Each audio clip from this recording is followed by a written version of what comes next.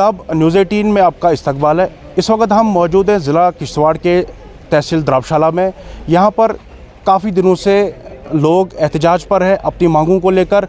आज हम इनके पास आए हैं और इन्हीं से जानने की कोशिश करेंगे कि क्या वजह है ये पिछले काफ़ी दिनों से अपनी मांगों को लेकर प्रोटेस्ट पर बैठे हैं। सबसे पहले मैं आपका नाम जानना चाहूँगा। जी, मैं शाहिद रशीद मत्तू, एक्स सरपंच द्राबशाला डुगा पंचायत का और 0 पॉइंट पे रहने वाला। क्या वजह है आप पिछले कई दिनों से प्रोटेस्ट पर बैठे हो, वजह क्या है? सबसे पहले मैं न्यूज़ 18 का शुक्रिया करता हूं, जिन्होंने हमारे मसले को उजागर करने के लिए अपना कीमती समय हमें दिया। एक्चुअली यहाँ पे हम 2 साल से इनके पीछे लगे हुए हैं। ये बस्ती के बिल्कुल 5 या 10 हवाई रेंज में 10 किलोमीटर पे दूरी पे ब्लास्टिंग हो रही है। 10 मीटर पे हमने इनसे डिमांड की थी हमें बस्ती को यहाँ से हटाया जाए। उसके बाद नेशनल हाईवे का भी यहाँ पे ड्रामा चला। उन्होंने भी यहाँ रोड को चौड़ा करने के बजाय रोड को कम ही कर दिया, ताकि हम लोग यहाँ सेफ नहीं हैं। डस्ट है, वॉइस पोल्यूशन है, और साथ में 1 महीना पहले पत्थर बरसे यहाँ पे जैसे बारिश, 2-4 मकानों को नुकसान भी हुआ। हमने उस टाइम भी यहाँ पे गाड़ियाँ वगैरह रोकी थी। हमारे तहसीलदार साहब ने हमें मीटिंग कराई थी। उन्होंने फैसला लिया था इलेक्शन के ख़त्म होने के बाद ही हम इसका प्रोसेस शुरू करेंगे, लेकिन हुआ कुछ नहीं। 6 दिन कबल एक उतना ब्लास्ट हुआ, लोग घरों से बाहर आ गए। फिर लोगों ने समझा हम इसको प्रोटेस्ट में दायर करें। प्रोटेस्ट किया, काफ़ी मीटिंगें एडीसी साहब के पास गए, हमारे 8-10 सीनियर आदमी वहाँ पे गए थे, जबकि कंपनी की मैनेजमेंट भी थी। एडीसी साहब को वहाँ कंपनी मैनेजमेंट ने बोलने ही नहीं दिया। हम चाहते हैं उसकी भी इंक्वायरी हो, जो वहाँ पे कैमरे लगे हैं उस मीटिंग को भी उजागर किया जाए कि एडीसी साहब कुर्सी के मालिक हैं कि या कंपनी के मैनेजमेंट, जिस तरह से उन्होंने यहाँ पे मिसबिहेव किया। उसके रोष में फिर पब्लिक ने और यहाँ का में गुस्से का इजहार किया। अब 2-3 दिन से हमें एडीसी साहब बार बार तहसीलदार साहब को आज भेजेंगे, कल भेजेंगे, आपके साथ कमेटी बनाएंगे, लेकिन हुआ कुछ नहीं। अब हम नेक्स्ट कदम उठाने ही वाले थे तो प्रोजेक्ट के इंजीनियरों ने हड़ताल कर दी। अब हमें समझ नहीं आता, वो तो उनके घर का मसला है, प्रोजेक्ट का वर्कर्स का आपस में रिलेशन होता है। बट अभी उन्होंने हड़ताल का कदम ही उठाया था, हमारी एडमिनिस्ट्रेशन, हमारे पुलिस के ऑफिसरान दौड़ के उनको डरा के धमका के उनको भी डरा रहे हैं, हरास कर रहे हैं। हमें समझ नहीं आती है एडमिनिस्ट्रेशन पब्लिक के लिए है कि प्रोजेक्ट के लिए, जबकि पब्लिक का अभी तक कोई काम ही नहीं हो रहा है। तो यहाँ द्राबशाला की कितनी आबादी, कितने लोगों के घरों को नुकसान पहुँच रहा है? पत्थर तो बरसे अभी 2-4 घरों में, लेकिन मैं बता दूं मिनिमम 250 फैमिलीज़ हैं। हम चाहते हैं आप वहाँ भी विज़िट करें या वीडियो क्लिप ले लें। तकरीबन 80% मकान टोटल क्रैकेज हो चुके हैं, रिहाइश के काबिल नहीं हैं वो मकान। तो अब कब से आप प्रोटेस्ट पर बैठे हैं और इंतज़ामिया आप लोगों के साथ किस तरह से ताउन कर रही है इस मसले को लेकर? ये प्रोटेस्ट आज 7वां दिन है, हमारा पुरअमन प्रोटेस्ट है। इंतज़ामिया की तरफ से कोई रिस्पांस नहीं मिल रहा है। टोटल इंतज़ामिया बात करने में राज़ी नहीं है। वही जो पहले 2 दिन 3 दिन ले रहे हैं, उसी 2-3 दिनों में हमें निपटाया जा रहा है। मगर हमने भी ये तय कर लिया है, कुछ लोग हमारे शायद कल से भूख हड़ताल पे जाएंगे, वो हम FIR एडमिनिस्ट्रेशन के ख़िलाफ़ लगा देंगे उनकी। हमने तय किया है हमें मरना ही बेहतर है, यहीं पे मरे, नहीं तो हमने इरादा किया है प्रोजेक्ट खुल के नेक्स्ट स्टेप जो इनका ब्लास्टिंग जोन है, ब्लास्ट के टाइम हम वहाँ पे अपनी जानों का नजराना पेश करेंगे। तो अब यहाँ के लोग जो है क्या चाहते हैं इस पावर प्रोजेक्ट से और यहाँ की इंतज़ामिया से? हमने एडीसी साहब और तहसीलदार साहब को मैंने बताते खुद पब्लिक के सामने बोला था, हमें जीवी के 2012 में जो काम कर रही थी हमें वही फैसिलिटीज़ मिलनी चाहिए। हमें नए तर्ज की डिजिटल इंडिया की तर्ज पे नहीं, हमें आज से 15-20 साल पहले जो कंपनी थी वो फैसिलिटीज़ भी हमें देंगे तो पब्लिक उसके लिए राज़ी। क्या क्या उस टाइम आपको क्या क्या दिया जाता था और आज के दौर में क्या मिल रहा है आपको? देखें, उस टाइम मैं RR प्लान का एक मेंबर था, बजते थे, सरपंच में उस टाइम था। हमें उस टाइम डस्ट अलाउंस अभी उन्होंने ब्लास्ट किया ही नहीं था, जबकि अभी वो सिर्फ गाड़ियाँ दोहरा रहे थे। डस्ट अलाउंस हर घर में 10,000 रुपया उन्होंने लागू किया था। उसके बाद हमारे स्कूल के बच्चों के लिए गाड़ियाँ, 3 गाड़ियाँ उनने कांदनी से ठाठरी के लिए बच्चों के लिए रखी हुई थी। और डोर स्टेप पे हमें एम्बुलेंस मेडिकल टीम पूरे द्राबशाला को देखती थी।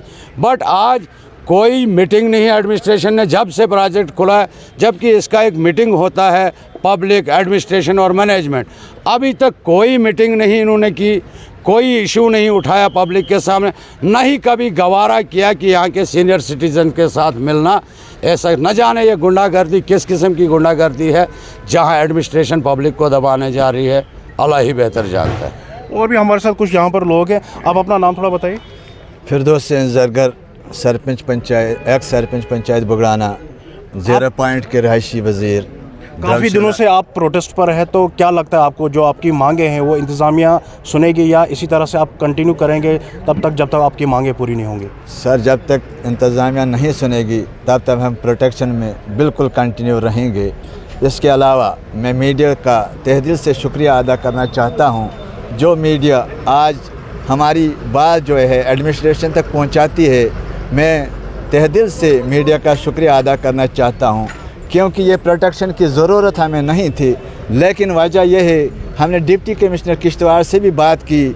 हमारी महिलाएं यहाँ से डिप्टी कमिश्नर किश्तवाड़ के पास पहुँची और वहाँ उन्होंने याद दिलाई और ये बताया कि हम आपका मसला जो है हल करेंगे। जब तमाम लोग यहाँ के 0 पॉइंट के मजबूर हुए तो धरना पे मजबूर है, और धरना को आज 7 दिन हुए, लेकिन एडमिनिस्ट्रेशन जब एडिशनल डीसी यहाँ द्राबशाला में आए और डीएसपी हेडक्वार्टर द्राबशाला में आए, उन्होंने 2 दिन की मोहलत यहाँ दी थी और हम उस वादे के पाबंद रहे।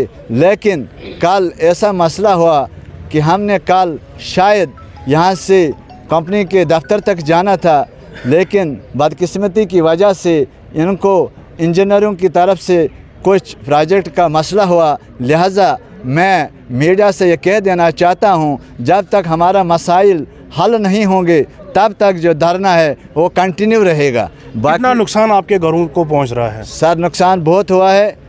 नुकसान क्या है, यहाँ के कुछ बच्चे बीमार हैं, कोई जवान बीमार है, लेकिन इन लोगों ने हमसे पहले भी एक वादा किया था कि यहाँ कंपनी की तरफ से एक गाड़ी मिलेगी, अस्पताल के लिए डॉक्टर मिलेगा, लेकिन इनके जितने भी वादे थे वो बिल्कुल सरासर जो है गलत हुए, और जो हमारा आरआर प्लान था अभी भी वो इम्प्रूव नहीं हुआ है। लिहाजा मैं चाहता हूँ कि अभी भी मैं ये यहाँ से मीडिया की माध्यम से कहना चाहता हूँ कि आगे भी एडमिनिस्ट्रेशन आकर यहाँ के गरीब आवाम का सहारा और जो भी बातें हैं सुने, ताकि और भी कुछ लोग हैं। आप अपना नाम थोड़ा सा बताइए। अबरार मतू।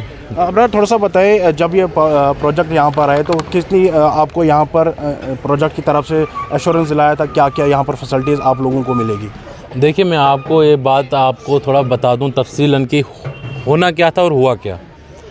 जब हमारी लैंड एक्विजिशन हो रही थी और जब हमारे मकानात लिए जा रहे थे, जब हमें आरआर रिहेबिलिटेशन जो डिस्प्लेस करे जा रहे थे, उनके लिए एक पब्लिक हियरिंग मीटिंग होनी थी, जो कि हुई थी 2011 में। हमारी ज़मीनें ली गई, और ज़मीनें छोटी मोटी नहीं, 20-20 कनाल मिल्कियत ज़मीनें ली गई है, और एग्रीकलचर लैंड जहाँ से रोज़गुज़ार चलता था। अब क्या हो गया कि एक पब्लिक मीटिंग बिठाई गई, जिसमें सरपंच साहब ने अभी कहा कि उस वक्त के मेंबर आरआर प्लान के मेंबर भी थे, लोकल भी कमेटी में थे। उस वक्त जिन शर्तों पे ली गई थी ज़मीनें और जिन शर्तों पे प्रोजेक्ट में पहली शर्त थी कि जो लगाए जाएंगे, क्योंकि जीवी के बूट बेसिस पे थी 35 साल के लिए, तो ऑटोमेटिकली उन्होंने एक शर्त सामने रखकर बोला आप अपनी ज़मीनें और मकान दे दो, हम आपको 35 साल की नौकरी दे देंगे। क्यों बूट बेसिस पे 35 साल तक हो गया? पहले कंपनी यहाँ पर थी। हाँ, जब फर्स्ट टाइम 2011-12 की बात कर रहा हूँ, जिस फर्स्ट टाइम ज़मीनें भी ली गई थी, हमने मान लिया यार जब 35 साल की नौकरी हर घर को, हर हाउस होल्ड को, लैंड लूजर को मिलेगी तो क्यों ना, हम तो इस चीज़ को कंप्रोमाइज़ करने के लिए तैयार थे। दूसरी बात थी कि जो 0 पॉइंट के लोग थे, जो लैंड जो अफेक्टेड में आ रहे थे, लेकिन जिनकी ज़मीनें नहीं जा रहे थे, मकानात नहीं जा रहे थे, ये इतने नज़दीक हैं जनाब कि यहाँ पे ब्लास्ट होता है और 5 मीटर के डिस्टेंस पे मकानात हैं। अब ब्लास्टिंग पे ये कंट्रोल ब्लास्टिंग करें या कुछ भी करें, सायरन, ब्लास्ट और वाइब्रेशन होनी है, और 80 से 90% मकान सारे डैमेज हैं। यह आज की बात है। तब क्या कॉम्प्रोमाइज़ किया था? तब ये कहा था कि 3 साल के लिए आप लोग नेबरिंग सिटीज़ में या किश्तवाड़ में या जम्मू में या कहीं भी रह लो, आपको उस उस दौर के हिसाब की रेंट अलाउंस दे दिया जाएगा। और यहाँ की 0 पॉइंट पब्लिक उठी थी और रहे थे बाहर रेंट अलाउंस लेकर। अब जबकि 10 साल के किन्हीं कारणों से वो प्रोजेक्ट बंद हो गया, वो शर्तें भी ख़त्म, वो प्रोजेक्ट भी बंद। अब 10 साल के बाद प्रोजेक्ट चालू होता है, ना कोई पब्लिक हियरिंग। 10 साल तक हमारी ज़मीनें भी बंजर हो गई, मकानात भी ख़त्म। जिनको वहाँ से हटाया था उस वक्त के तहसीलदार ने कहीं सरकारी ज़मीन पे बिठाया, लेकिन आज 10 साल के बाद उन पे भी क्वेश्चन है कि भाई आप तो सरकारी ज़मीन पे हो। न इनका कहीं आरआर प्लान है, न इनकी कोई स्ट्रेटजीज़ है कि पब्लिक के लिए CSIR क्या है, न इनका कोई कंपनी का पब्लिक के प्रति एम्बुलेंस या कुछ भी हो। तो क्या लगता है, मतलब जो यहाँ पर कंपनी आई वो अपनी मर्जी से यहाँ पर काम कर रही है और इंतज़ामिया बिल्कुल खामोश है? सर, इंतज़ामिया क्यों खामोश है? ये एक ढंढूरा पीटा गया कि ये है जी सेंटर से देख रहे हैं, इसको वॉच कर रहे हैं प्रोजेक्ट को, है ना, इसको PMO ऑफिस से देखा जा रहा है, हर दिन देखा जा रहा है। मुझे लगता है हमारे DC साहब इसी चीज़ से अपाहिज हो गए कि वो इस प्रोजेक्ट के लोगों के लिए कुछ बात करें, क्योंकि सेंटर का प्रेशर है। तो DC बेचारे तो अपाहिज वहीं से हो गए कि यहाँ के लोगों की बात नहीं करनी, वरना हमें PMO से प्रेशर आ जाएगा कि प्रोजेक्ट क्यों रुक रहा है। सर, सेंटर का प्रोजेक्ट हो भी तब भी क्या हम कुर्बानी, इनकी भेंट, इंसान है जनाब, हम कोई जानवर तो नहीं है कि इनकी भेंट चलें। सर, रिहेबिलिटेशन हमें टेम्परेरी रिहेबिलिटेट करें और 0 पॉइंट के मकानों के खुद सर्वे करके मुआवजा दें। जब तक अगर ये चीज़ें नहीं हुई तो पुरानी तर्ज पे जिस तरह GVK कर रही थी, हमारे पास कहते हैं ना प्रूफ दे दो, 174 फैमिलीज़ के बैंक अकाउंट रिकॉर्ड हैं कि उनको रेंट अलाउंस उनके अकाउंट्स में आता था। सबसे बड़ा रिटर्न प्रूफ है उनके लिए। तो आज की डेट में कुछ भी नहीं आप लोगों के पास आ रहा है? सर, कुछ ही नहीं। एम्प्लॉयमेंट में इन्होंने ऐसे ऐसे खड़पेंच बिठा के रखे हुए हैं कि सेंटर से जो आए 0 पॉइंट के लोग अभी भी पेंडिंग है। 1000-1200 लोग जो कि हेल्परी के जॉब पे कर रहे हैं वो कहीं और से हैं। अच्छा, इवन देन कि land loser, fake land loser पर्चियाँ चली, जो लैंड लूज़र हैं वो अभी भी पेंडिंग है। लेकिन हाँ, कोई ABCD बंदा या कोई भी बंदा यहाँ का आके DC साहब को या RHPC के CEO को बोलते जनाब ये सारे लगे हैं, इनको कोई तकलीफ़ नहीं, क्योंकि उनकी दाल रोटियाँ तो चल रही होंगी अंडर द टेबल से। वैसे ही मैंने परसों भी यहाँ पे बोला, हमने एक साहब को पकड़ा प्रोजेक्ट मेगा वाले को। मैंने कहा जनाब देखो, हम एडमिनिस्ट्रेशन के पास जाएंगे, मेरे पास वो बंदा है, मैं उसके सामने भी बोल सकता हूँ। बंदे ने बोला जनाब किस एडमिनिस्ट्रेशन के पास जाओगे, उनकी गाड़ियाँ, जूते, खाने हमसे चलते हैं। अब हम बताओ, हम फाइनली आपकी डिमांड क्या है? फाइनली सर, डिमांड पोस्टर पे भी आया है, हमने रिटर्न भी दिया है, हम चीफ सेक्रेटरी के पास भी जा रहे हैं। हमारी डिमांड, पहली 2 डिमांड ये हैं कि टेम्परेरली हमें, जब तक आप प्रोजेक्ट बनाते हो हटाओ, यहाँ से हटाने के लिए रेंट अलाउंस दे दो, जितना भी आप एस्टिमेटेड रेंट अलाउंस करोगे। हाँ जी, हाँ, सबसे बड़ा उसका जिम्मेदार है रेटले, RHPC है ना। और द्राबशाला में जो प्रोजेक्ट यहाँ पे था ना सर, ये था रेटले में, ये नाम आपने सुना होगा, रेटले प्रोजेक्ट। यहाँ से 5 किलोमीटर दूर है। सर्वे उस हिसाब से की गई है ना, लोगों को उस हिसाब से देखा गया कहाँ मकान कितना दूर है। बट अब जबकि इन्होंने यहाँ पे लाया 5 किलोमीटर इधर, और इनको अनफॉर्चुनेटली मैं कहूँगा कि बस्ती इतनी नज़दीक है, उस बात पे कोई गौर व फिक्र नहीं है कि हमने सर्वे उसके हिसाब से की थी कि बस्ती दूर है। अब 5 किलोमीटर के बाद बस्ती नज़दीक है, तो ये तो सारा का सारा खसारा हो गया इनको, और देखते ही नहीं है, पूछ ही नहीं है। ठीक है, ठीक। तो आपने सुना, ये द्राबशाला के लैंड लूज़र है, इनका यही कहना है कि जो यहाँ पर 850 मेगावाट रेटले पावर प्रोजेक्ट बन रहा है, जो पुरानी पॉलिसीज़ के तहत यहाँ पर लोगों को कंपनसेट दिया जाता था, उसी तहत आज भी इन्हें कंपनसेशन मिलना चाहिए, तब जाकर ये अपना जो एहतजाज है ये ख़त्म करेंगे। और जितनी भी इनकी यहाँ डिमांड्स है वो फुल पूरी होनी चाहिए, उसके बाद ये अपना एहतजाज यहाँ पर ख़त्म करेगा। न्यूज़ 18 नेटवर्क के लिए द्राबशाला किश्तवाड़ से आतिफ लोन।